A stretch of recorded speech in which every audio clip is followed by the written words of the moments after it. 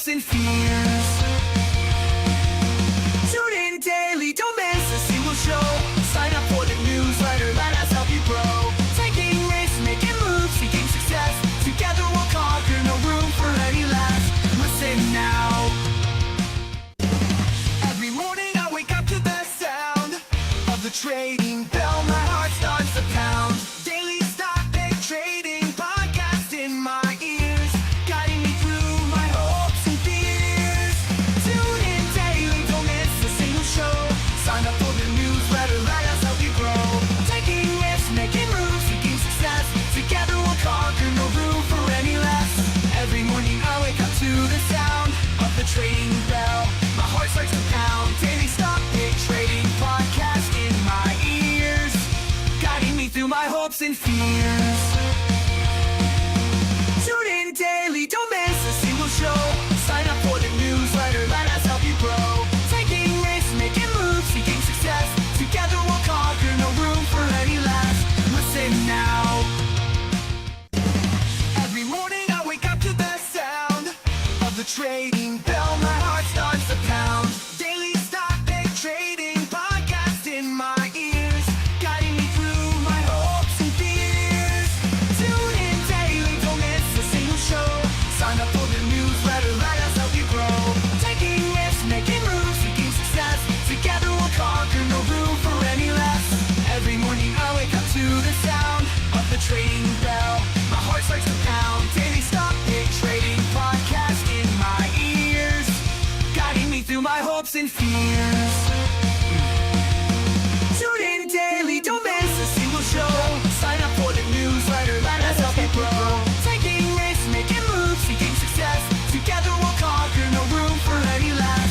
Listen now. Every morning I wake up to the sound of the trading bell. My heart starts to pound. Daily stock pick trading podcast in my ears, guiding me through my hopes and fears. Tune in daily, don't miss a single show. Sign up for the newsletter, let us help you grow. That's me you hear in the Taking background. risks, making moves, seeking success. Together we'll conquer, no room for any less. Every morning I wake up Eddie. to the sound of the trading Eddie. bell.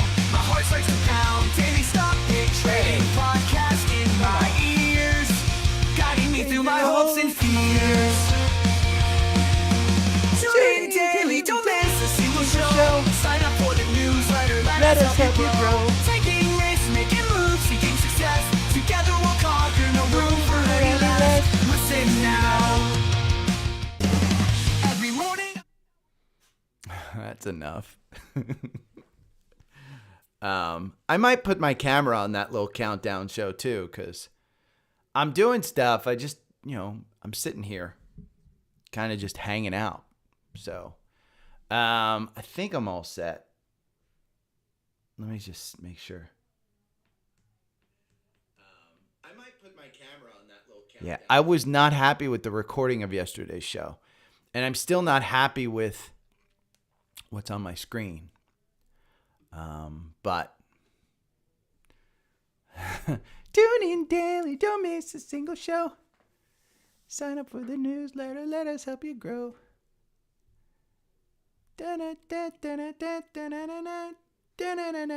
By the way, huge sale. And can I rewind again? No. Damn it doesn't let me rewind on the live again. I have to, by the way, good morning, everybody. Morning, Chris, Victor, J. Cruz, Scott, and Mark. I may need a new little huge Trendspider sale. This is by far, and it's a early bird special, and this goes up by like $20 a month or something. If you don't know, this is the advanced is an amazing deal. Not only, think about it. What course did you sign up for like, $1,200 or triggers or whatever? This is unlimited one-on-one training. That's huge. Okay. By the way, Kamala Harris, despite she has texted me, despite texting me a lot, I just haven't committed to endorsing. I keep getting these annoying political texts. Super annoying political texts.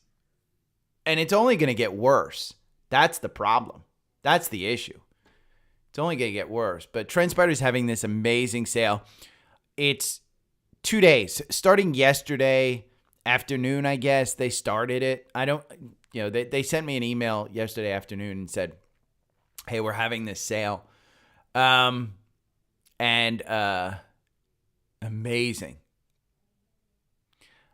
I mean, let's be honest. The $53 a month is less than I paid for my first year signing up for Trendspider. The 52 is amazing because you get so much more for $52 a month. And then the advanced, you get a ton of stuff for advanced. But the main thing is unlimited one-on-one training.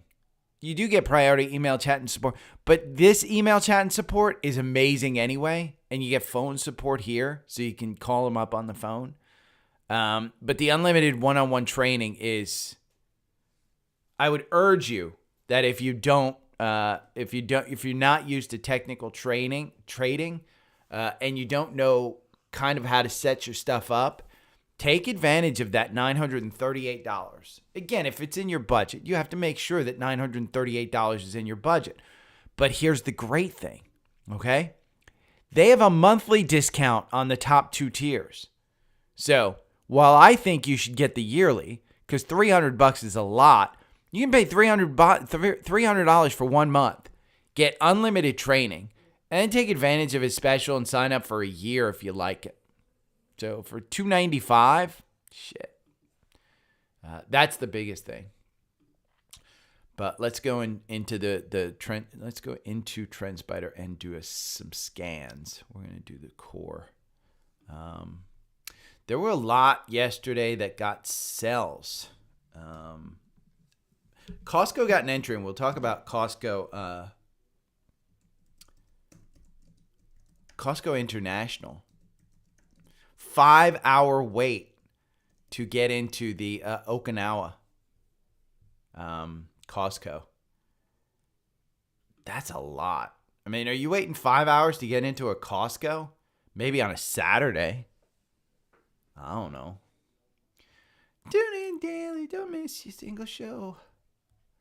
Sign up for the newsletter. I'm still asleep. I don't have my water with me either. I should probably go and get my water. I should probably turn on the countdown and go get some water.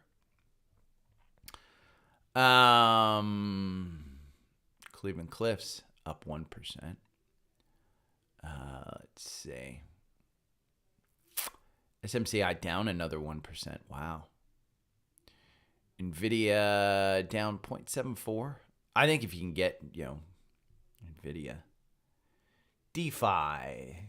Tidal Commodities Trust. Hashdex. Bitcoin. I don't know enough about it. I'm not going to put it in the listings there. So we'll leave that off. Larry.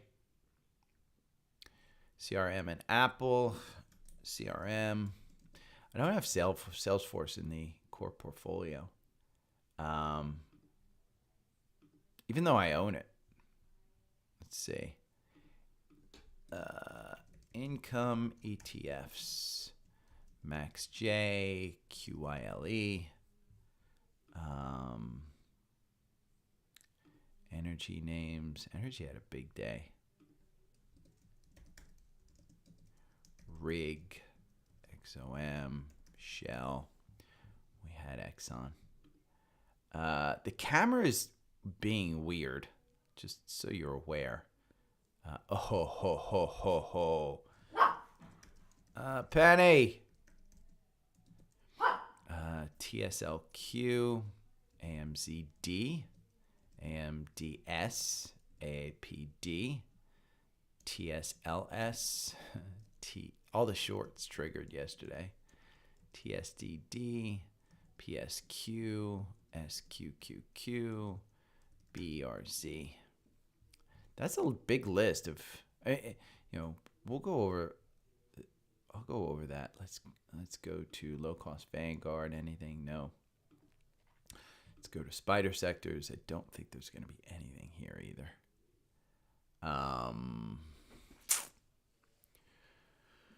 Nope. Nothing there. We'll go to the watch list. There's always crap on the watch list that is bullish. Costco. I don't know why that's in the watch list and the core portfolio, but it's there. The Dow closing and hitting all-time highs yesterday. 3M.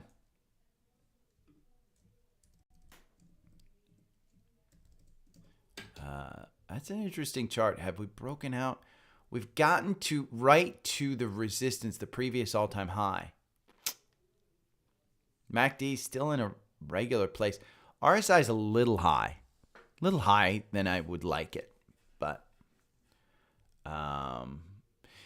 for some reason yesterday, and I think it was the equalizer and stuff like the microphone didn't sound very good on the recording. And my apologies for those that listened and didn't like it. Sounded very hollow. Charter, Kellogg, Dr. Pepper, Costco. That's not a lot for the NASDAQ. Let's see, S&P. Once you put the "and" in there, it pulls it up. Apple, Charter, United Health, Exxon. Keep running.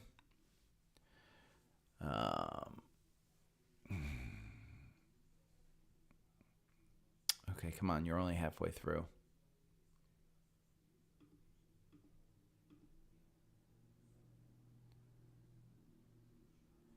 $3M. Okay, keep going. UNHXOM. Okay.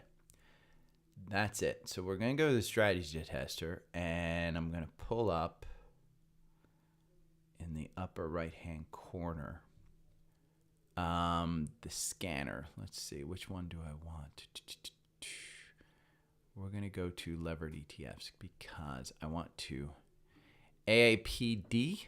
This is the 1 times short, the bear, 1703 on Apple. But at the same time, Apple up 2 times levered. Got a little bull. So conflicting information. AMD, 1 time short. Got a up. And then Amazon, 1 time short. But Amazon up, got a little bump as well. BABA, 2 times long. I mean, that's nice. This is Gold Trust. I think that's levered as well. BERZ, which is the FANG and innovation, 3 times inverse. BITX, which is 2 times Bitcoin strategy. Down 3% today, but Bitcoin's up, I think. Then we got the Bitcoin stuff. We got DPST. Which is interesting. Okay, let's go to the core investments.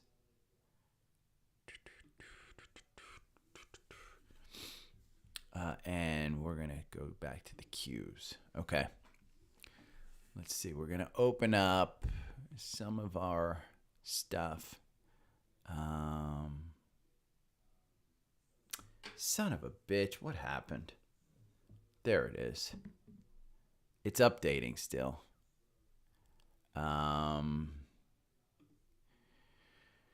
NVIDIA upside. 9% upside on its earnings day. NVIDIA guidance likely to be driven by H200. They're kind of ignoring the Blackwell information. NVIDIA's Q4 results may disappoint. Here's a good hedge. They're saying go get puts against the S&P 500. We've got NVIDIA. Can Jensen blow it out? That's a great chart. NVIDIA, again, earnings. Gene Munster just does a masterful job of putting that out. Don't sleep on IBIT and MicroStrategy. Spot garner highest net inflows We'll go over that. And SOFI, is it time to start buying on this this little breakout here? Are we going to have something against that? ELF is one of the most shorted stocks on the S&P. So it's interesting. SMCI, it's heading towards its merger date. Arch Resources was a sell from Alpha Picks. We'll go over that. Here's the Costco opening. We'll go over a Microsoft chart because Microsoft's interesting. Eli Lilly started selling their drugs for cheaper at half the dosage. Semiconductors. I think if Broadcom can pull back, you can see how big Broadcom is in the world of semiconductors. We'll talk about Zuck's letter to the committee. I thought this was interesting. I mean, it kind of points to a lot of what happened in the 2020 election, and some of the things that were hidden at the time. Apple plans to hold glow time, not the election, but COVID. Sorry, COVID. The Apple event.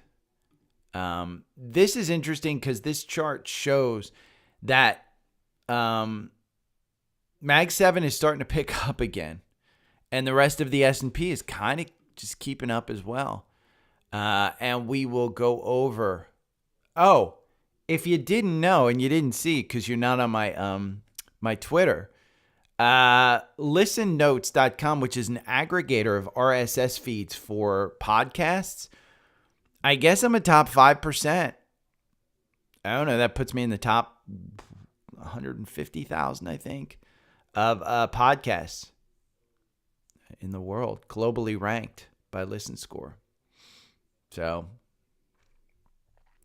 and it's because I had some listener.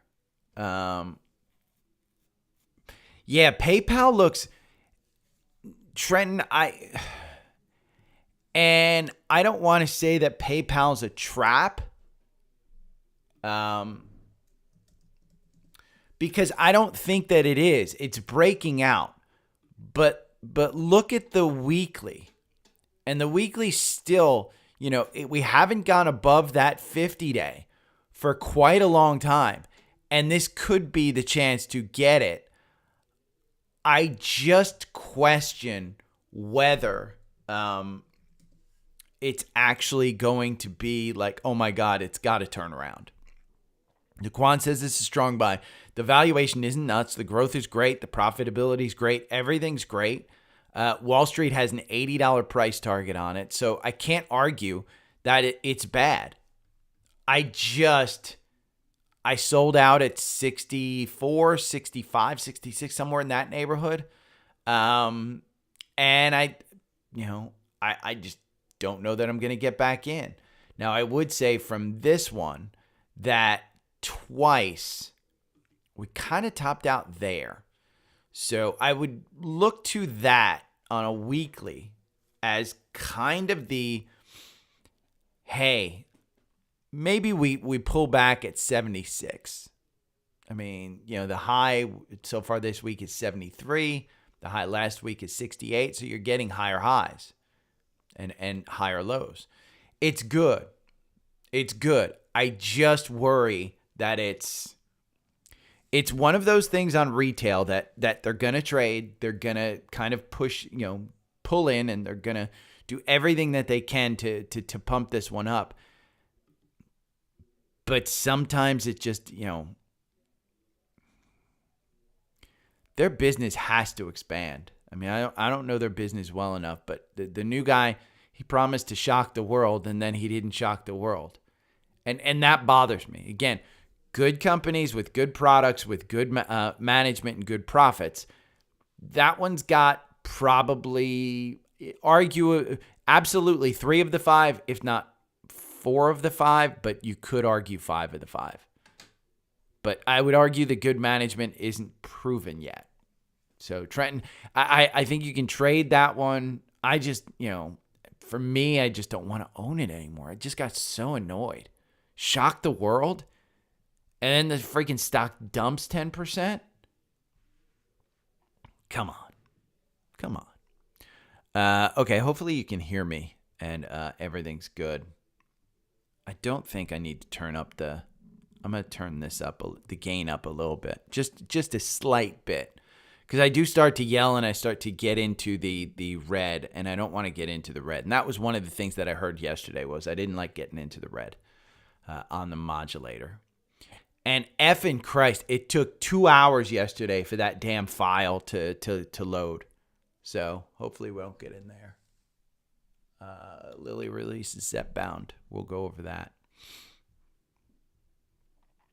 Okay. I'm going to hit record. Good morning. It's Tuesday, August 27th. I'm going to start the show with a little pat on my back, a little kind of self-promotion here. If you're not part of my Twitter, you may not know this. I got a listener signed up via listennotes.com. This is a aggregator of RSS feeds of podcasting. I sound like I know what I'm talking about. I have no freaking clue what I'm talking about. I just know they sent me a score yesterday that says I'm in the top 5% globally for podcasts. So thank you for listening.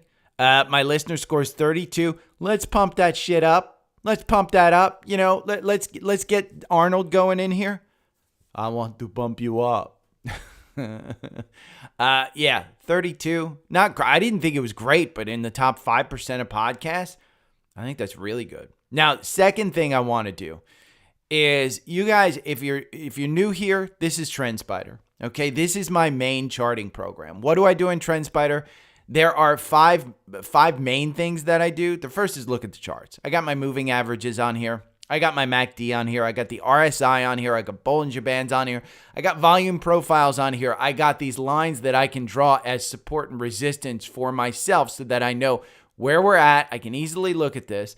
I've got my watch list, custom watch list up here in the upper right. You can't really see it. It's a little cut off. I've got my custom scanners, which I do every morning, and I put in the newsletter. The newsletter's free. And at the end of every newsletter, I put these scans. What are these scans? Well, it's my 4-hour algorithm that's in Trendspider. And so, you know, the other thing that I have in Trendspider are these strategies. I've got a 4-hour strategy, a 65-minute strategy. You can see the entries here on QQQ. Well, if you have a strategy that you're using for technical trading, you want to backtest it. And thankfully, Trendspider allows you to backtest it. So this one backtested 2.6 months. So it's about 2 years, 54% versus 45% if you bought and held. Now, past performance doesn't guarantee future, but it does guide you so you can take emotion out of the trade. And one of the things I want to point out is Trendspider is having a crazy Labor Day sale. There's an early bird, and this is important.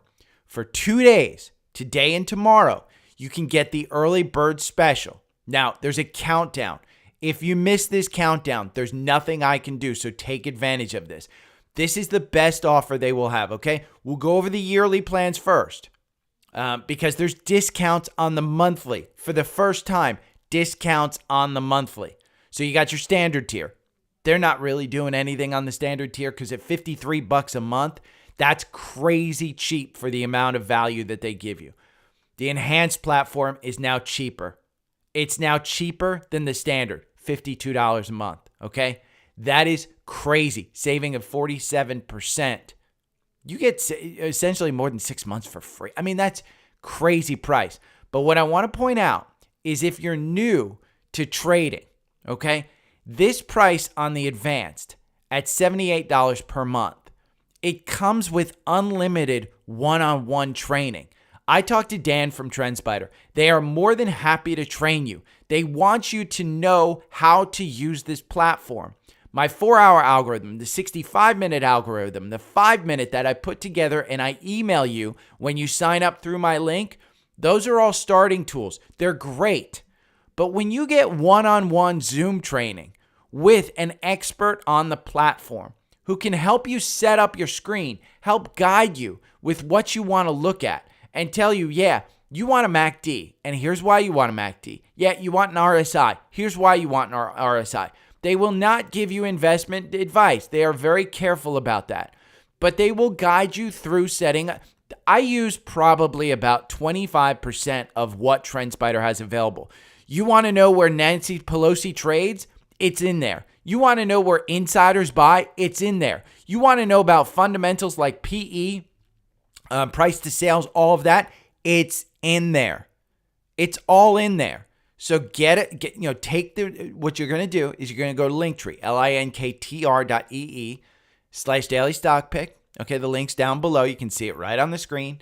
And you're going to go to this Trendspider link right here up top. It's going to lead you there. You sign up. What do you do after you sign up? Well, you go back to Linktree and you email me right there. Email in the upper right-hand corner. You email me a screenshot of your sign up.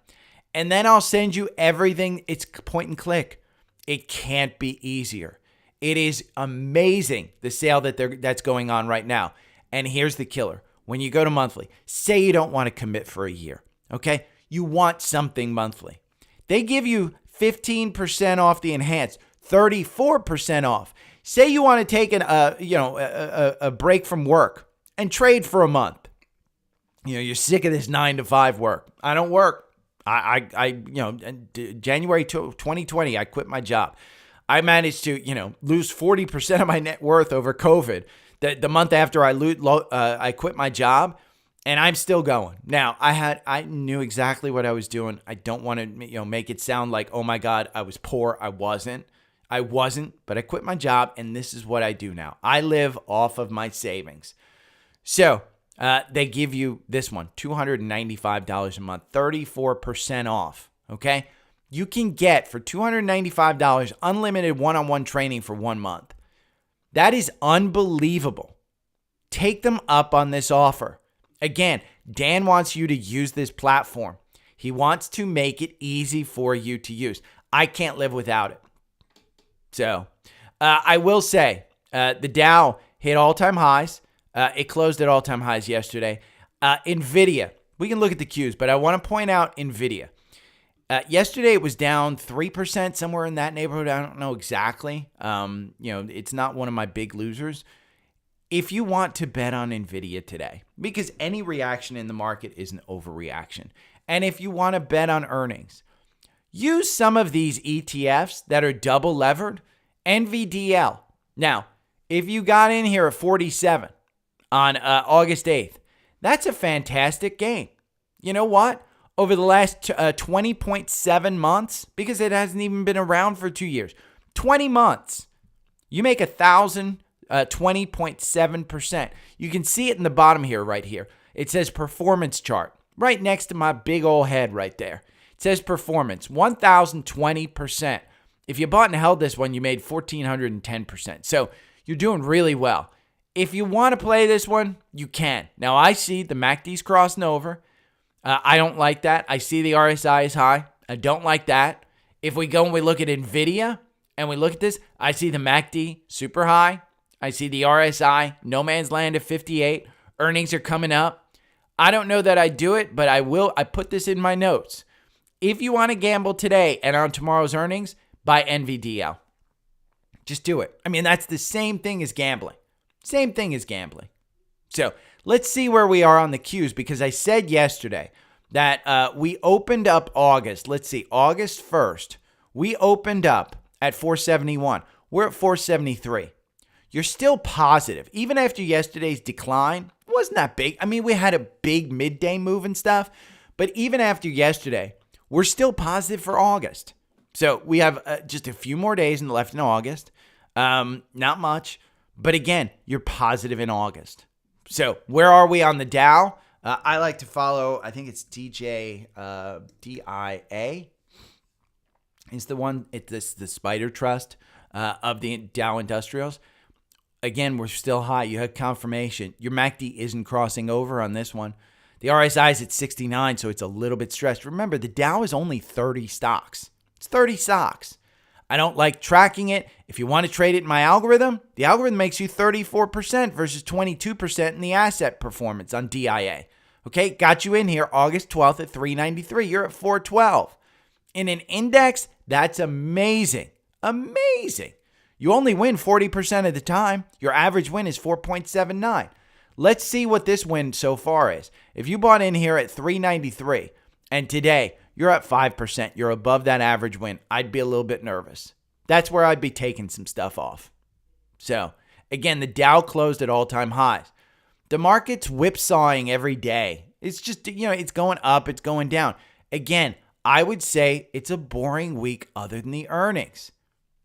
So, I got an email. I'll post it in the newsletter from Trendspider this morning. There are a few ratings upgrades. Okay, XLY goes from sell to hold.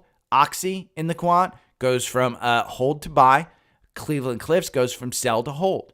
Okay, if you want your portfolio rated on this, then what you do is you go over here and you click on at Linktree, and you click on this second link, Alpha Premium. Okay, Seeking Alpha Premium. Get $25 off in 7 free days. The upgrade is Dell. Dell got an upgrade. Or I'm sorry, a downgrade from strong buy to buy. They have earnings coming up on Thursday. Okay, we talked about SMCI, how their problem is the margins. Dell's got the same problems. Last time they reported earnings, you can see that gap down. Are we going to fill this gap? I don't know. I'd like us to. I'm in at 113. So we talk about the Mag 7 a lot. This chart is interesting. Nearly dead heat returns for Mag 7 stocks and the rest of the S&P. This is even weight.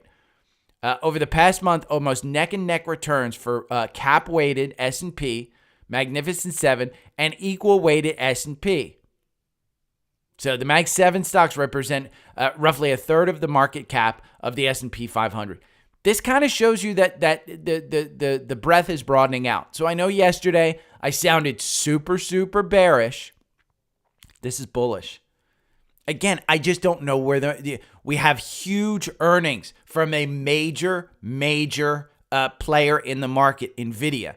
We're in an AI and a GLP-1 market. We'll talk about both because I've got, AI stuff and I've got GLP-1 stuff with Eli Lilly. But this chart simply shows that we're broadening out. That's bullish. Again, it would be a boring market if not for the earnings this week. News yesterday, Apple plans to hold Glow Time product event on September 9th. I think this could be a buy the news, sell the event kind of thing. We saw how WWDC in June ran this one up all the way up there to July 15th. We ran up into that June event right here in June 14th. What did it do? It pulled back. Now you got recovery. So I don't want to say it was a sell the news kind of event because we didn't crash. We ran all the way up. Now we've pulled back. If you didn't get Apple under $200 here, okay, it was at $196 on August 5th during that Japan day. That was a crazy good price. Now, right now, Apple's expensive. It's expensive. And I don't think that they're necessarily throwing something out there that's going to be mind-blowingly great. Yes, I will upgrade. I've got an iPhone 13 Pro. Yes, I'm going to get the 16 Pro. If you are going to upgrade your iPhone and you plan on upgrading any of your devices for Apple Intelligence, buy the stock. It's the one thing I learned with buying a Tesla out in 2018. I should have bought the same amount of stock as I put into the car. You know, that $60,000 that I spent on my Model 3 in 2018, at its height, that $60,000 car, if I had just put $60,000 into Tesla, it would have been worth $1.2 million. It's the one thing I learned from that. So if you're planning on upgrading, I would urge you, buy Apple stock as well. That's one of the plays that I learned. It's just one of the things. Now, Meta. Meta's interesting because we had this buy in the 4-hour right here. And now the algorithm makes you 142%. I've said this before. Meta, just buy it under $500. It's on its way back down. I thought Zuckerberg sending that letter to the House committee that he regrets being pressured by the government to take down COVID information and what everyone thought was Russian disinformation about Biden. I thought that showed some humility. I give him credit. I mean, we know from Elon Musk that there was government pressure. We know all that from the Twitter stuff. I thought it was interesting.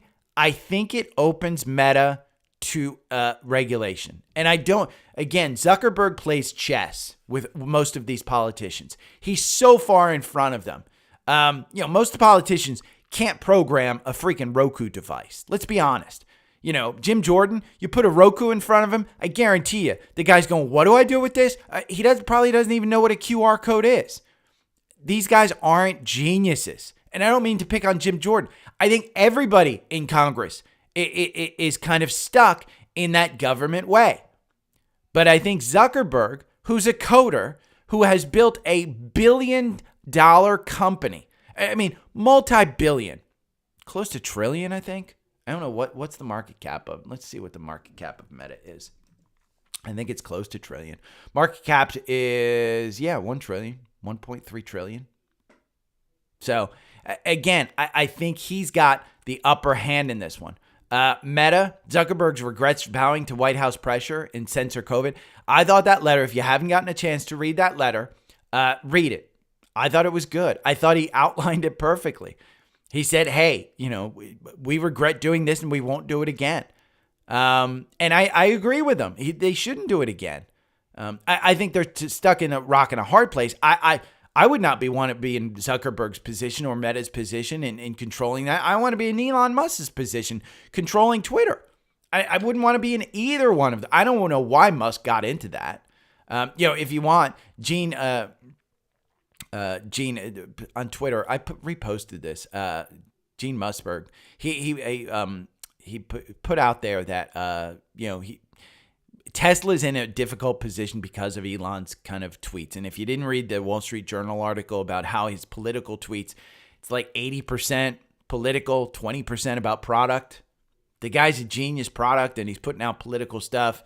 Again, Zuckerberg, I think, is smarter than that.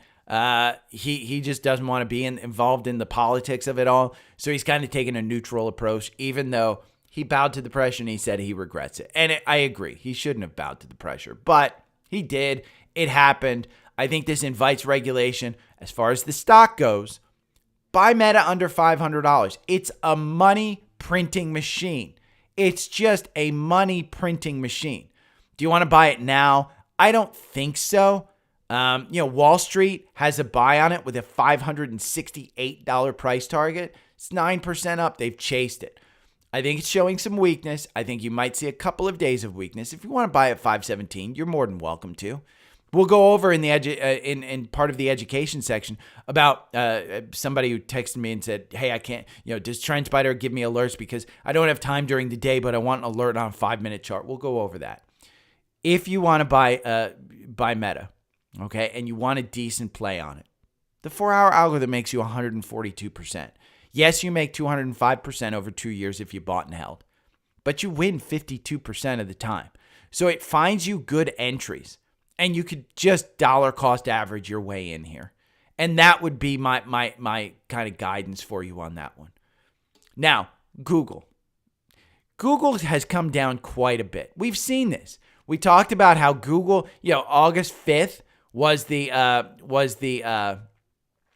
Japan trade. Google got all the way down to 156. You're at 167, okay? Algorithm got you in at 161. Algorithm makes you 51% versus 40% buy and hold. This is not one of those that is, oh my God, we're going to make 50% on it. It's got a lot of issues with it because ChatGPT's coming for their search, which is their bread and butter. They've got some regulation issues, just like Meta, just like Apple, just like everybody else in the big tech sector. I think you just buy it. Again, I think as it comes down towards that 160, I think you buy it. You had this death cross here, but if we look at the weekly on this one, as you get down towards that 50-day, okay, this has always been a good buy when you get down towards that 50-day. The 50 days at 151. If you think, again, go back to yesterday's podcast. If you think we're going into some type of drawdown because the job market is going to get weak, wait until 151. I'd say if you're buying 10 shares of this and it's $100 freaking dollars, just go buy it at 160.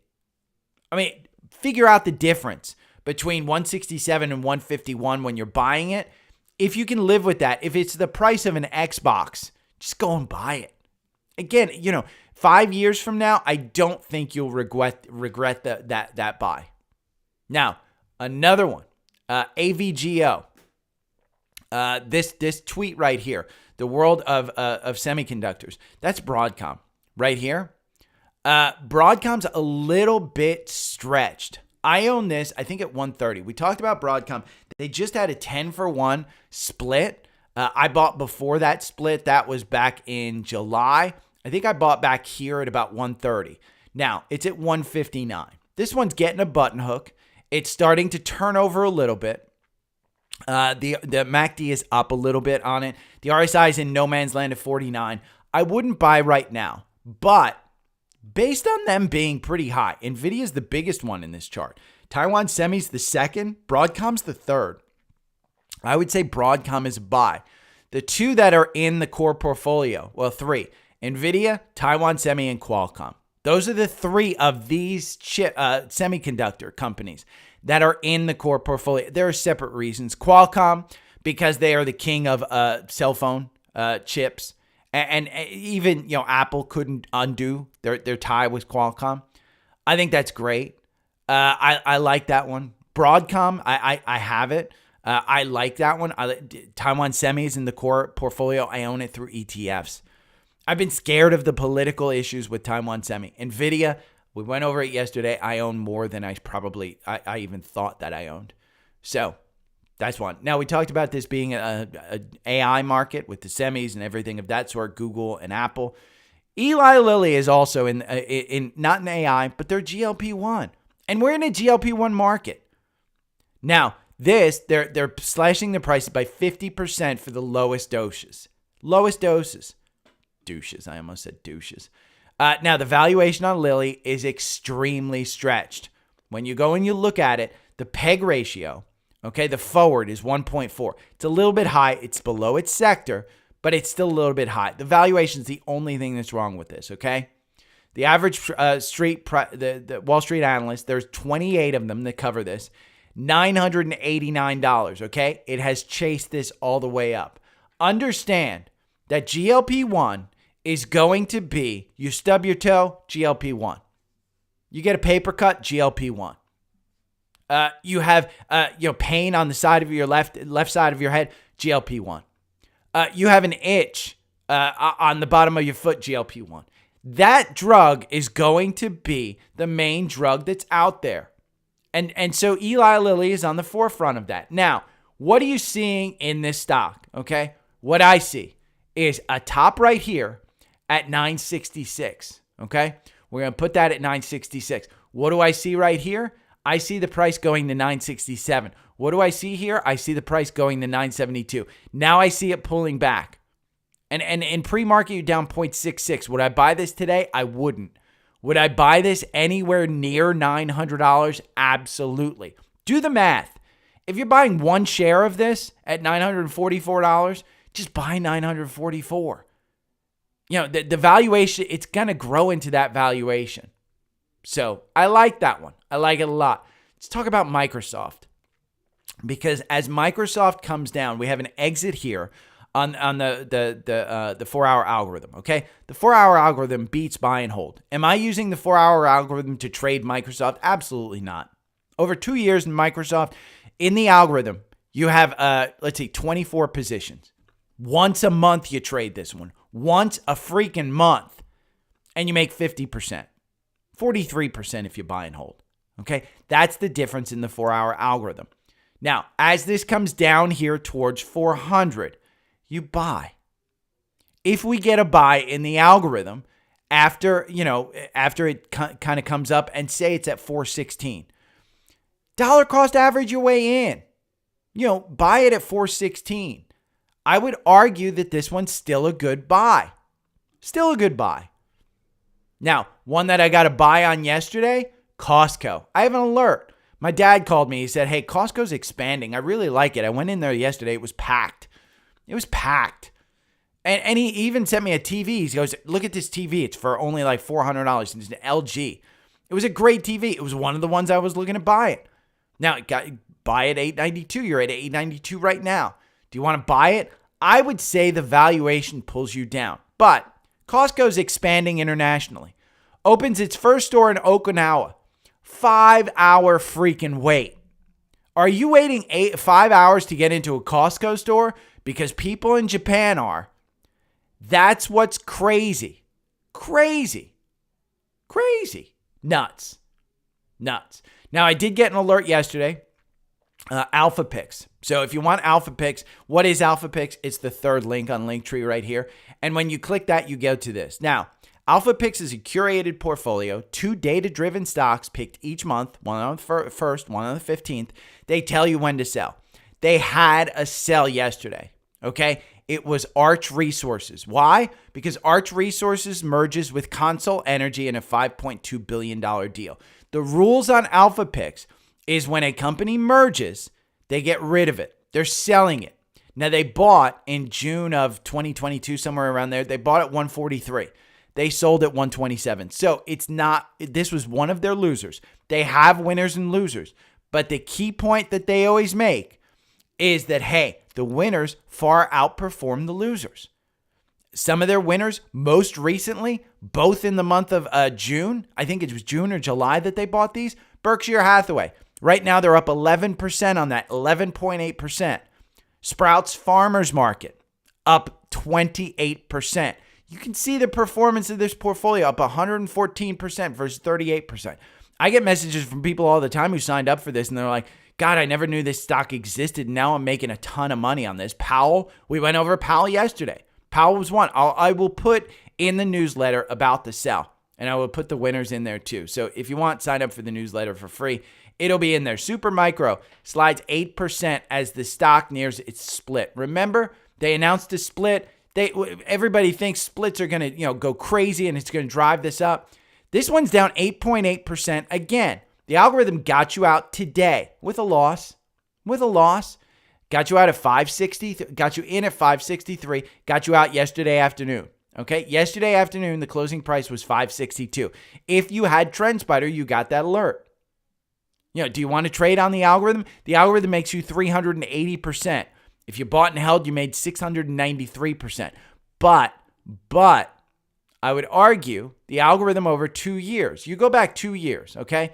We're back to August 2022. You're down here.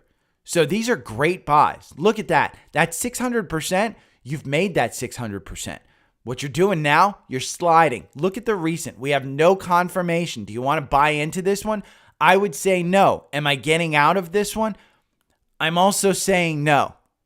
I did buy back down here at 300. I'm still holding at 300. I'm also holding at 800. I think I bought some at 1,000.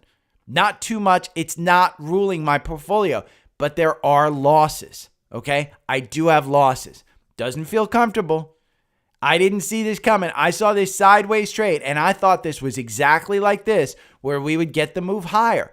And the reason I thought we would move higher is because the valuation's not nuts. Now, the valuation is crazy if you look at the PE. It's 25. Sector median is 23. But the PEG ratio with their growth is good. Now, the issue is the profitability. It's the gross profit margin. At 14%, they are 71% below. Now, the management team has said this will pick up. It was one time we had to spend money in order to make money. This will pick up. It's going to take a couple of quarters. What do you think Wall Street's pricing this one at? 884. 884. It has come down. Remember, this was a $1,000 price target. It has come down 884. That's still a 57% upside. We're seeing some selling right now in the market, pre-market. It's quickening up. So again, patience is what you want. And this upcoming split, let's see, where's the upcoming split? Their upcoming split, they're splitting on October 1st. October 1st, they're splitting 10 for 1. So this will be a $50 stock. If you don't think $50 is going to run up to 60, you're crazy. You're crazy. One that is interesting is ELF. ELF has slowly become one of the most shorted stocks on Wall Street. And part of the issue is because of the valuation. And the valuation, when we look at ELF and we look at this article, by the way, points out analysts have found F beauty among volatile trading session. It is crazy the amount. ELF raised full year sales guidance to a range of approximately 25 to 27%, up from 20 to 22. They adjusted EBITDA and anticipated to land in the range of 297 to 301, up from 285 to 289. So they beat and raised. Shares of ELF were down 8.4% at 1140 yesterday. Okay, it's down another point. And when we look at ELF, we can look at the valuation. The valuation's the F. Okay, when you look at the PEG, it's still a bit expensive. I don't think that you want to buy it here, but I do think that there's an opportunity to buy ELF. And you wait for it to come back down. You wait for it. Because right now, the algorithm got you in at 162. Is that a bad buy? Didn't look like it. You just had a death cross. I'd have said, hey, at 162, that looks good. All of a sudden, you're at 172. And then yesterday, you just get that big, huge thing. What this article points out is that they defend it, that it's still a good buy. It's still a good buy. Let's see my note. I think once the dip is gone, I think you can buy this one. I don't see the price target in here from these analysts, but they do defend it. I think it's interesting. Now, let's see. I have, don't sleep on IBIT or MicroStrategy. Oh, we're going to go this one first because SOFI's, yeah, I'm going to do SOFI after this. Well, let's do SOFI now. Let's do SOFI. Insiders of SOFI have been gobbling up shares sub $8 for quite some time. So this is what I talk about with Trendspider, where you can get insider buys on your charts. This is a chart that they put together. And all those buy signals, those are insider buys. You can find out about them on Trendspider. Now, if we look at SOFI in the 4-hour algorithm, I have argued that this is a $10 stock. They've been buying sub $8. Right now, the stock is trading at $7.55. It's down 1.56%. I would say that $7 is absolutely the support level that you want to buy under it and you want to sell over it. Are you selling into this? Well, you had an inside candle in the afternoon. Afternoons are always light on volume in almost every stock. The RSI is at 66. Am I buying here? Probably not. I'm probably waiting to see if we continue to go. Because if I look at SOFI and I see this gap up here at 855, but I see a couple of times we've gone up to that $8 and we've been rejected off that $8. So if you're buying at 767 or 750, just understand that $8 is probably your resistance. So anywhere between 7 and 8, I think is a good buy. But if you're going to get over that hump, it's going to need some type of catalyst. And I don't know what that catalyst is because they've already had their earnings. Their earnings are done. So the catalyst is going to have to be some type of announcement. But the RSI is a little high. So do you want to buy it? It looks interesting. I just don't think so. Again, patience. Patience. Could be a $10 stock. And don't sleep on IBIT and MicroStrategy. I think Bitcoin is going to do really well. I bought IBIT at, I think, about 34, 35, somewhere in that neighborhood. I own some at 37, I think, as well. I've been buying this one for a while. And I just like adding to it because it's going to be long-term. This is my exposure to Bitcoin. I'm not smart enough to have a Coinbase account. I'm just not. And so I'll just buy this one. Now, it tracks okay. Doesn't track perfectly. But between this and MicroStrategy, I think I've gotten enough exposure to Bitcoin that I'm okay. MicroStrategy is like buying a triple levered ETF on Bitcoin. Now, understand, it is overvalued compared to its Bitcoin value. You can Google that, but I'm trading this based on the 4-hour algorithm. And why? The 4-hour algorithm over 24 months makes you 715%. Buying and holding on MicroStrategy makes you 405%. You see this nice 7% sale right there? Did I sell it? No. I didn't. I'm seeing right around here, on MicroStrategy, I'm seeing a nice support level right at the bottom value area right there, right at about 119. I'm sorry, we're going to move that up. We're going to move that up to about 130. I'm seeing a value area there. Right there, 130. It's bouncing off there. If we look at that 130 price, it's not, you're just setting up there. It's setting up. I like when it sets up. Now, back here in 2021, when it set up, it pulled back. But I like that Bollinger Band cinch up right there on the weekly with the down MACD and the RSI at 53. I like it because I do think that Bitcoin's going to go up. So, Gene Munster, we're going to talk about NVIDIA earnings. Let's talk about Sentinel first because Sentinel is after the bell today. And we're going to go over here to Earnings Hub and we can pull up Sentinel, okay? This is one that is interesting. They lost 5 cents per share. They didn't put an estimate out. They're expected $1.97 billion in revenue. This is going to set up CrowdStrike. That is tomorrow afternoon, okay? If Sentinel-1 continues their downslide and they continue reporting that they're not getting huge customers, CrowdStrike getting the customers. And so you can see Sentinel-1 right here. The algorithm loses you 46%. You lose 10% by buying and holding. This has been in an upward trend. That $21 buy is great. You're at 24. But your MACD's high at 62. Your RSI is at 62. Your MACD's high and it's crossing down. Do I trust it? No. If you want to buy it and you want to see if it fills this gap at 27, go ahead and buy it. I think, their CEO came out when CrowdStrike crashed and kind of mocked CrowdStrike. I think it's interesting. I don't own Sentinel. I do own Crowd. And when we go to CrowdStrike, we can go over here to CrowdStrike to see what they're anticipating. They're reported 93 cents. They're expected 97 cents. Okay?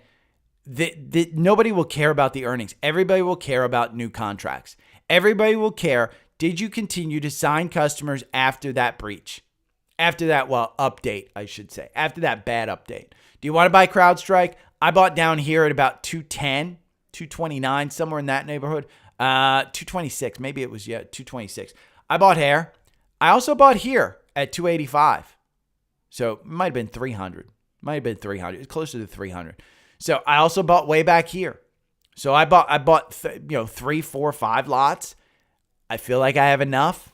MACD's, crossing over right at the oscillator. RSI's coming down at 50. I think Thursday's the tell. And I think if they actually report good earnings, I think you just buy it right there. I think, you don't wait for the phone call. You just buy it. Because I do think that this one in particular is a good stock. We can go to CrowdStrike right now. And we can go to the Wall Street ratings. Let's see. It's a hold in the quant. Wall Street says it's a $334 price target. 50 analysts cover it. Okay? Most people have said that pullback was crazy. The valuation, enormous. Even the PEG is enormous. Profitability, they make 75% gross profit margin. Growth, they're growing at 34% revenue year over year. Operating free cash flow, 21%. It's crazy, the growth in this stock. I own this one and I own PanW. Those are the two cybersecurity names that I own. Those are the ones that I like. Now, NVIDIA. NVIDIA is the big one tomorrow, okay? NVIDIA earnings Wednesday after the close, July quarter and October guidance are less important. Most important will come on the call when Jensen talks about long demand may exceed supply. Okay, last quarter he said that will happen well into next year. If Blackwell gets delayed, I believe his comments suggest we reach demand-supply equilibrium mid-calendar year 2025. Big picture, I expect NVIDIA to grow faster for longer than most investors believe. For CY25, the current year 25, the Street is looking for 39% growth. I believe it will be closer to 50. For current year 26, they're expecting 17%, and I expect it to be closer to 30. If current year 24, they'll grow around 100%. Okay? NVIDIA, I think, is still a sleeper. It's down 1% today at 125. Are you buying it at 125? I added to this one at 108. I added to this one as it was closer to 100. I added to this one at 126. I added to this one at 130. I've added to this one constantly. I just think that this one is cheap. When you go over here to Seeking Alpha, and again, this is how you use your tools. The valuation's an F, but their PEG ratio is crazy low. For a company growing like this, it's crazy low. Wall Street has a $143 price target on it. That's a 14% upside right now. Gene Munster, watch this interview. It is a great, great interview. And Trendspider, can Jensen deliver another blowout quarter? Again, when you look at this and you look at the fundamentals, the revenue, look at the revenue from the data centers, and that's AI. Every time they reported, it went to this top channel. Okay, that top channel is about 160. If we get a blowout quarter and they say something about Blackwell, I think you got 140 in the stock. I don't think you have 150 or 160. But could we get there? Maybe. That's what the trend line kind of insinuates. Now, NVIDIA's results may disappoint, and here's how to hedge against it. What they're suggesting is to go against the S&P because they said NVIDIA is just too expensive, but if you want to hedge against this, go against the S&P. They talk about options play.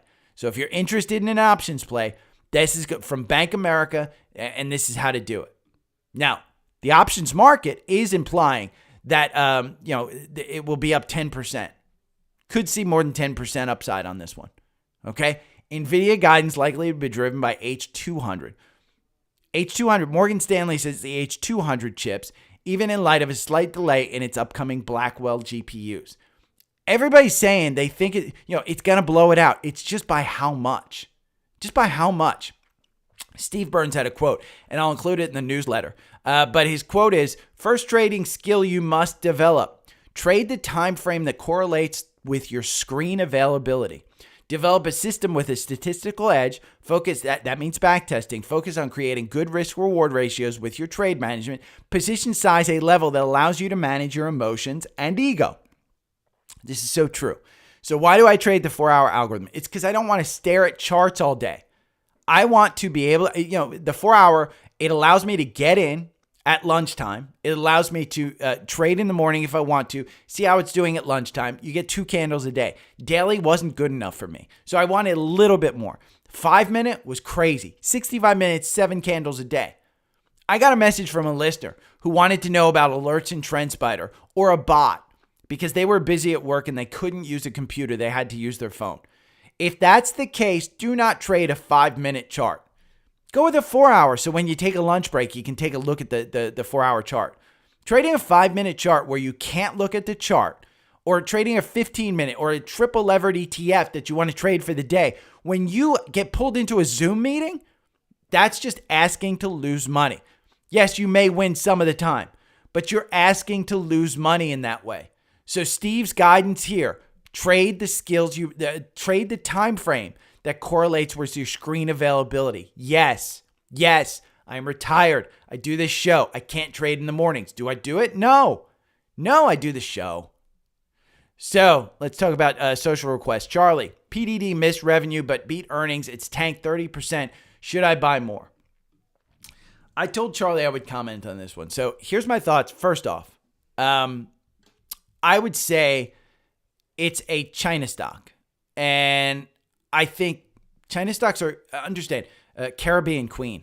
I always think of that Billy Ocean song when I think of China stocks. So the way China stocks work, PDD, BABA, all of them, it is illegal for a non-Chinese citizen to own stock in a Chinese company. I will reiterate that. It is illegal for a non-Chinese citizen to own stock in a Chinese company. So you can either buy it on the Hong Kong exchange, you can buy it somewhere else. That's what typically larger hedge funds do. When you want to buy PDD and you're buying it, what you're buying is a Caribbean piece of paper. Okay, we have some political issues with China. One of the political issues has to do around trade. We've seen when we go after them, they go after us. What did they do? They didn't allow iPhones in government buildings. You saw Apple stock drop. The biggest thing that the Chinese government has floated that they could do is make these Caribbean holding companies illegal. Okay? Wiping out your investment to zero. Because if they say those Caribbean holding companies are not allowed and they don't represent ownership in the Chinese company, your investment is now at zero. Now, That's the big picture as to why I don't want to hold these for very long. Because the political, kind of soccer ball that's up in the air, I just don't want to hold it. Now, with that, some of these companies come interesting. Now, I will tell you, I wrote down some notes. I don't see them on here for some reason. Maybe I wiped it out. I don't know. But I did write down some notes. I heard management say, and the quote I don't have, but essentially they said, we are okay losing money in order to gain market share. So understand, that's why it went down. They also said, we're spending $20 billion per quarter on, or per year, I forget which, on advertising. Where's that going? Okay, $20 billion. If you have scrolled through Facebook or Instagram, you see TMUS advertising. That is PDD. It's going to Meta. So what happened yesterday with Meta when they said we're going to pull back on advertising? And I don't know how much, but it went down. So PDD, with just saying, hey, we're going to pull back on advertising, they pulled down. That's how you trade this. Again, the algorithm, it doesn't do well with this. It doesn't do well at all. This was a 21% loss that it got you out yesterday. So Charlie, I don't want you to add to this one and then see it continue to go down. I have this 3-day rule, and I have the 3-day rule for a reason, is because the market needs to digest these earnings. That 21% move down yesterday, or whatever it was, down it's a 10% candle. I mean, that's a 10% 4-hour candle in the morning yesterday. That's huge. You opened up at 110. Your low was 95. Your high was 111. So it seems right after opening, you went up to 111 for some reason. I don't know why, but it traded up to 111. It closed at 99.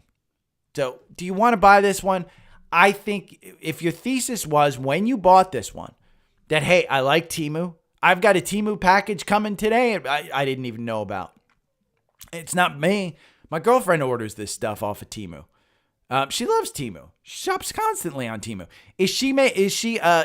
Are they making money off her? No, they're not making money. That's the problem with PDD, is I think you're in for a long time where they are comfortable losing money. Wall Street loves this one. $187 price target. The quant doesn't like it, and the reason is the momentum. Momentum is hard to change in the market. So when we go to a weekly chart on this one, you can see it's just got the most recent run up here. But that volatility is huge. You've pulled all the way back to the 200-day. If you bought this in January of 2023, you're now even. You're not making money. You went all the way up to that 150. That 150 is clearly your cap, okay? It went up and broke it here in 2021. Then it pulled back. And what we see? We saw just constant lower. Now, if you bought down here at 50, kudos to you. But if you're anywhere above this, I just think maybe the 100 is providing you support. It's low enough, but you've got to be okay with a management team that said, we're okay losing money. That's where PDD is. And you've got to be okay with owning a Chinese stock. That's a lot for me. I think there's better places in the market. That's my thought on it. But Charlie, I mean, you've got your own kind of thesis. Don't follow a douche on the internet. I just think there's better places in this market than that. I mean, even BABA. We can talk about BABA. BABA pulled off this $68 level, and I think it's up near $100. It's up at 81. I think it went up to like $90, and now it's starting to pull back a little bit. You can see it bounced off this $70, and it got a golden cross. The 50 days moving higher. Now, it pulled back yesterday. You got all kinds of gaps on this thing in the 4-hour. I don't like this stock. I have owned this stock before. You look at a weekly, it's still moving negative. Are we changing? I'd rather wait for it to actually make something of a solid move. But it does get interesting, and it is an interesting play. I just don't, again, believe between the political issues and kind of China's economy being weak, it's a little bit more. Now, Dutch investors, they got a Substack. I will link to them, but they are Netherlands, 4 guys in the Netherlands, I think. I read their newsletter yesterday. I liked it. And I said, hey, you guys should follow me. And they followed me. So I said I'd give them a shout out. ASML. They got ASML coming up as their analyst. Now, this is great. This is a semiconductor company. And ASML. Let's go. We'll go and look at the summary over here. So I think they manufacture equipment. Develops, produces, markets, sells, and services advanced semiconductor equipment for chip makers. It offers advanced semiconductor equipment systems, including lithography, blah, blah, blah. So anybody building equipment, Taiwan Semi, who's killing it, Intel, who's not killing it, they buy their equipment from these guys. So let's look at the valuation a little because it's a D, okay? The PEG, it's a little bit expensive, 1.85. Sector's at 1.91. It's ranked number 8 out of 29 here. We can take a look at some of the growth possibilities. The growth, they're growing revenue. They're losing 1.6. But their revenue growth forward, they're expected to make 21% and grow. Part of that is because, the U.S. is expanding and there's places that are, in Southeast Asia that are building fab equipment factories. And they're looking at building that. This is the company that's going to make that equipment. So it's something that you want to take a look at. Wall Street says it's a buy, and they've got an 1181 price target. That's a 34% upgrade. Now, there's 39 analysts that cover this. They've chased this one up, and it's pulled back. Okay? Does that pullback provide an opportunity? Let's take a look at it. 855, okay? The algorithm makes you 48%. You make 59% buying and holding this over 24 months. 29 positions. You only win 38% of the time. So I would argue there's probably, like this one, there's some that get you out here. There's some volatility. There's probably some political issues here. Right now, it looks very, very weak. Okay, the RSI is at 41. Does the pullback give you an opportunity to buy into this? I would say right now that 50-day is going to provide you support. I think it goes back to, what do you think the market is going to be? If NVIDIA is going to come out and kill it, and they're going to say, yes, we need some more time for Blackwell, but we see an increase in the amount of orders, I think you're going to see this one go up in sympathy. Because what happens with NVIDIA, they need to make more equipment in order to produce more semiconductors. So I think this one goes up in sympathy. But do I think it gets back up to 1,000 from here? I mean, if you're a long-term analyst, yes. I think short-term, I think you can clearly see here where it got to 875. Look at where it's sitting right now. Okay, that looks like support to me right there at the previous all-time highs. Your MACD, kind of down near the oscillator. Do you want to time this one? I don't think you want to time it. I think you want to wait for an attractive purchase price. And they already had their earnings and they pulled back. I think they'll be fine. I think long-term, I think you're fine buying into this one. I just think that you've got to keep an eye on this revisions because 8 up, 21 down, 20 up on revenue, 10 down, that's going to be an issue. Fiscal period ending. Take a look at that one. I'd much rather own NVIDIA in this space, or kind of maybe SOXL or one of those ETFs. ASML, it doesn't get me fired up with kind of the, profitability is fantastic. Look at that profit margin, 51%. You look at their levered free cash flow, which is, let me go down here. Levered free cash flow, 0.29%. It's an expensive business. So I like these guys, though. I'll be looking forward to reading their analysis of it. So let's talk about scans. We had Costco. We have Apple, ironically. Apple looks like it's another buy. It's getting a leg up. I mean, maybe it knows something about that event. Now, you see this buy here at 216. Great buy. Great buy. I mean, it got you in and you're at 225. You're putting in that. We can take a look at a weekly on Apple. Is it setting up? It's just kind of trading sideways. You want to wait until you're under the 50-day. The 50-day right now is at 193. It hasn't even broken 200. Your MACD, super high. Do you want to buy here? It's expensive. UNH. We can go to UNH. They just had another buy. 590. I was begging to buy this under 500. I got rid of this at 550, 560. I didn't think it had this in the run. It's still going. 579 was the original buy. We have another one. Look at the MACD. It's down there. UNH, best of breed in healthcare. Exxon, energy is going to go nuts. We got Middle East stuff going on. I think you got that 119 providing resistance. Do you want to buy into this one? I don't know. Just seems a bit stretched. Again, in this market, I'm just having patience. One that got a cross up, 3M. I was saying, hey, 3M looks like a great buy. That 131 looked like it was resistance. That was a previous all-time high. We can go and take a look at that. I think it's on the weekly. You can see right there that 131. I thought that was going to provide some resistance. It's 132 today. I think you can buy it once it gets through there. The 200 days at 138.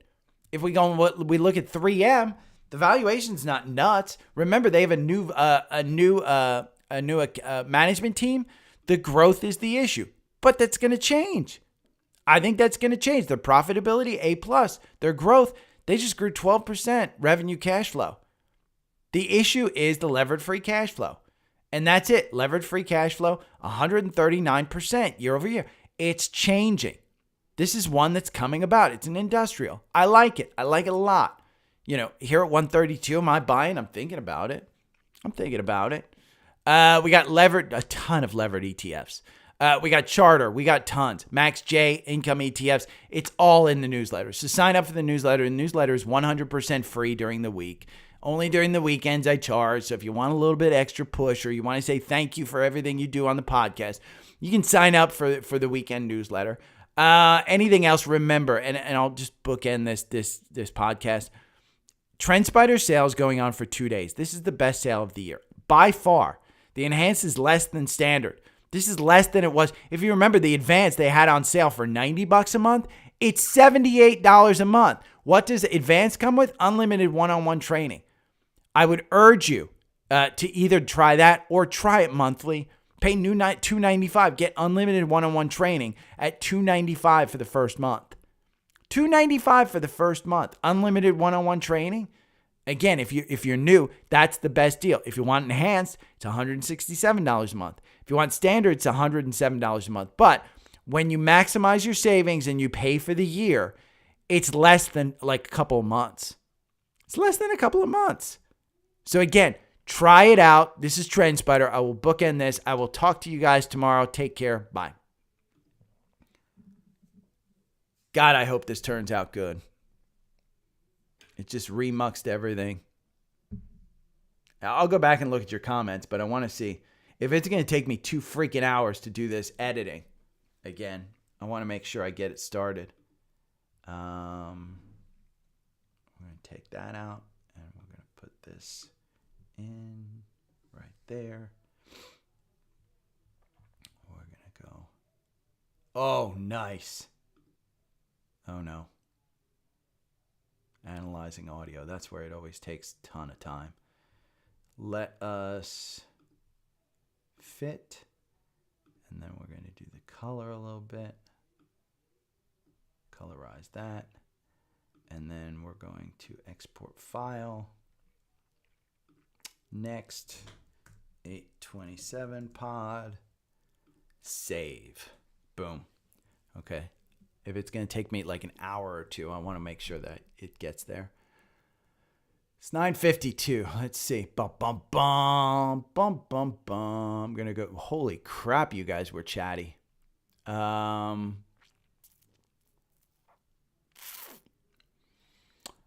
is in NVDL at 51. Out on earnings this week. That's a good one. NVDL is great. You know, any of these leveraged ETFs are good to play. Good trade. Wow. Great trade, Chris. Yeah,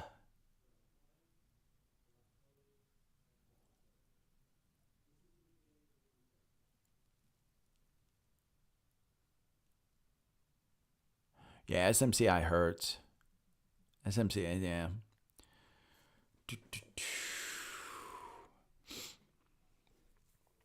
Yeah, Chris, you and I are both in the same. I kind of I don't care about a drawdown for the majority of my portfolio, but anything that I felt uncomfortable holding long term, I dumped a week or two ago.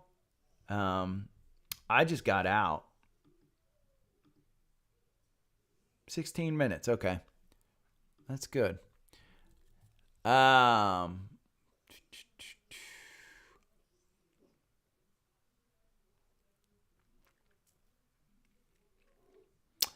Yeah, just and just so everyone's aware. I mean, I think Scott in the Facebook group had said he sold out of he's down to 60% invested in the market. But that's, he's heading towards retirement. I'm still 90%. I'm a little bit younger than Scott.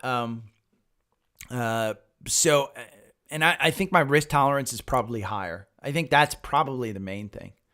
But I don't mind buying higher. If again we're going for a run, I don't mind buying back. The 5% that I pulled out, I don't mind buying a little higher. I just am uncertain of the market, and it should be a boring time in the market. Other than the earnings, once we get past this earnings, then you've got Labor Day next week, so it's a shortened week.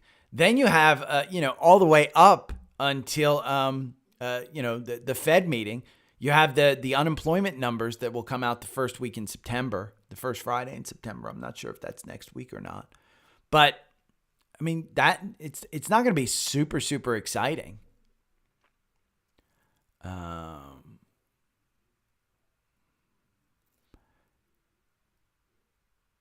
Yeah.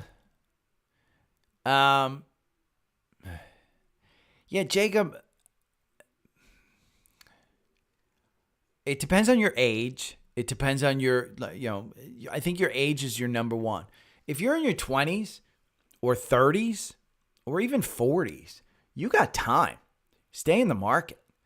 If you're in your 50s and 60s and 70s, like my parents are in their 80s, I think we're 60% invested, but they have a high risk tolerance too. So understand they have a high risk tolerance. So outside of, when you're in your 80s, you probably shouldn't be 60% in the market because 40% downturn, you just don't have the time to get that back. That's the issue is you want to set up, okay, how many years do I have left? How much money do I have? How much could I stand to lose? And if I actually lost it, how am I getting it back?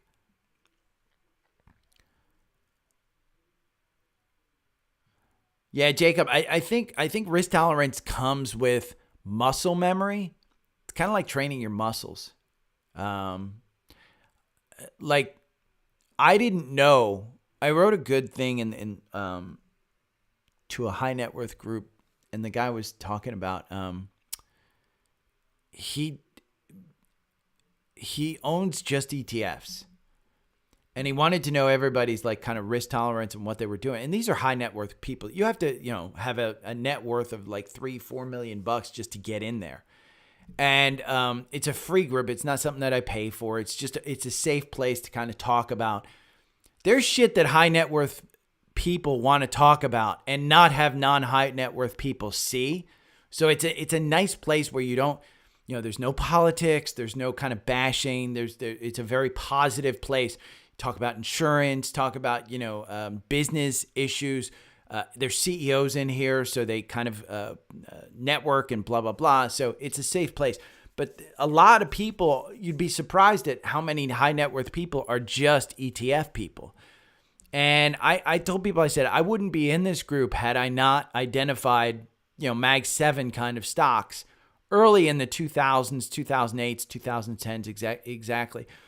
I said, I haven't, Apple, I bought into the Apple ecosystem. I understood it. Google, I bought into Gmail and I had an Android phone. Amazon, when they started Prime and they started doing it, I kind of thought, hey, this is a good one. Let me get in. Netflix, I was in the high speed industry, and I could, see on the back end how many people were watching Netflix. How much of a percentage of our 100% use of network stuff was Netflix? I saw it. So, Microsoft, I told you guys yesterday, I've owned that all the way through that downturn. It was dead money for about 12 years. Now it looks great, but it was dead money. I should have had my money elsewhere. So it's your time frame and stuff like that.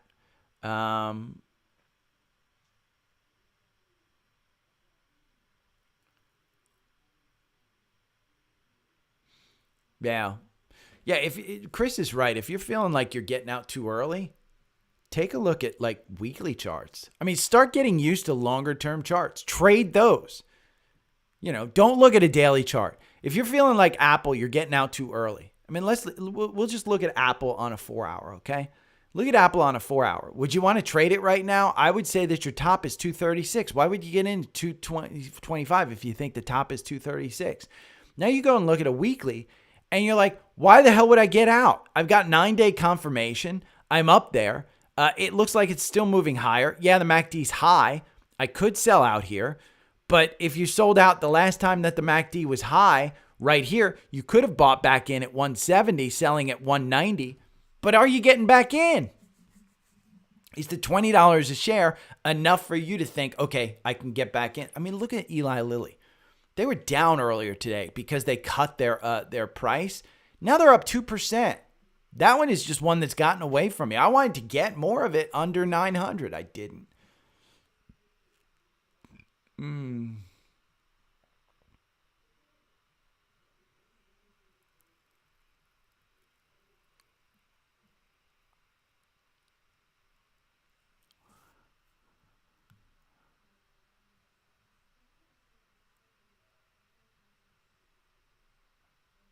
Yeah, the Reddit group is less active than the Facebook group. I think the Reddit group has like 100 members. I think the Facebook group has like 900 members. Message retracted.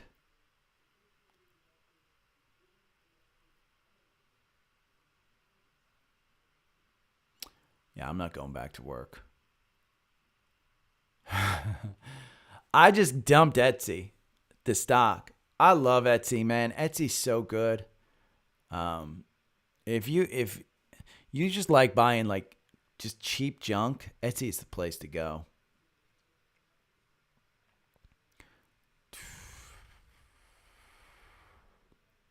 I'd love to be a Walmart greeter, but I've thought about doing something like that retail kind of stuff, but I got into podcasting.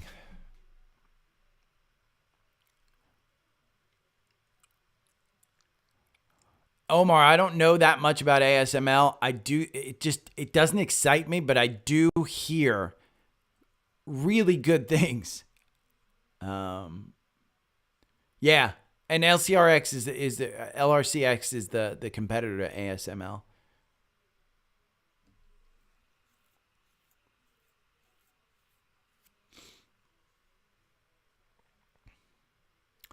If I have to watch the recording of your show on YouTube, yeah.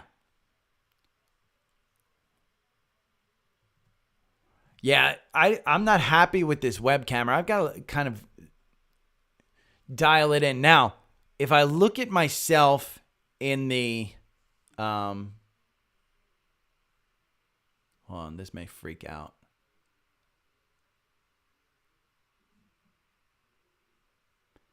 Oh. I think I'm more I think I'm less blurry now. I got to dial in the settings. If I look at myself on the Insta360 software, I look great. I got my what teeth? I look fantastic. When I look at myself on OBS, I don't like it. And even the recording. I look a little bit better, but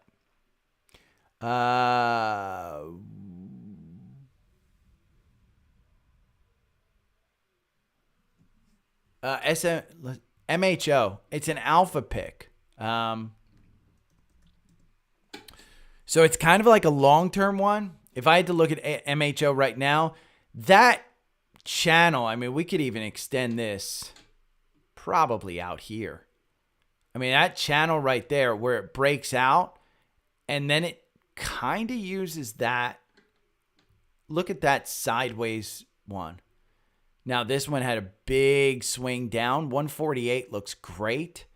It looks a little extended right now, to be honest. That top realm looks a little tough. This is 173 right there. that looks a little tough. And it looks like it pulled back here at 168. Is it a buy right now? Since it's an alpha pick, I think there's still strong buy, in the quant. When you look at the valuation, now I think this is a home builder or something. Engages in construction and sale of single-family residence in Ohio, Indiana. The company operates through Northern Home Building, Southern Home Building, and Financial Services segment. Home builders should be good. The valuation isn't stretched. I mean, the PE is crazy. The PEG, a little bit extended. But it's not a huge cap company either. It's a $4.5 billion market cap. They only have 2% short interest. But you're running right up against that 173 high. Now, Wall Street says it's a $182 stock. And you can see there's only 2 analysts that cover this. So I would put less value in the Wall Street, more value into the quant. And the quant says it's a strong buy. It was a buy here. It's been a strong buy since 7/16 when it was 148. Now you're looking at it at 162. That's a little hard. Now, 1 up, 0 down, 1 up, 0 down. There's not a lot here. I own ITB, I think it is, for the home builders. LICY. I'm looking into that. I got to look at my settings on my old computer. I don't know what OBS did. I don't know if it's an OBS setting or a YouTube setting, but my girlfriend too kind of said she likes to, start it at the beginning because she wants to go and you want to go and do stuff. You don't want to watch like an hour of live. So I'll look into that for tomorrow. I'll start up that computer hopefully today if I get time. Okay. I am out of here. I will be back tomorrow. I'll have this posted in a few minutes, actually. So